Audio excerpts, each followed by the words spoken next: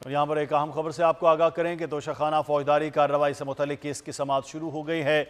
Election commission के वकील और चेयरमैन पीटीआई के वकील पेश हुए। इलेक्शन कमीशन के वकील अमजद परवेज़ की जानिब से दलाइल का आगाज़ हो गया है। वक्फा किया गया था और अब तोशाखाना फौजदारी कार्रवाई से मुतल्लिक केस की समाअत शुरू हो गई है। इलेक्शन कमीशन के वकील और चेयरमैन पीटीआई के वकील पेश हुए हैं। इलेक्शन कमीशन के वकील अमजद परवेज़ की जानिब से दलाइल का आगाज़ हो गया है।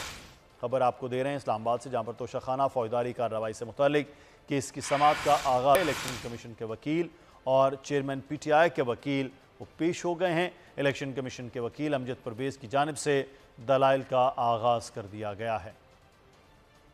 तोशाखाना फौजदारी कार्रवाई का मामला है जिसकी केस की समाअत इस वक्त शुरू हो गई है। इलेक्शन कमीशन के वकील और पाकिस्तान तहरीक इंसाफ के चेयरमैन के वकील अब पेश हो गए हैं अदालत में और इलेक्शन कमीशन के वकील अमजद परवेज़ एडवोकेट की जानिब से दलाइल का आगाज़ हो गया है।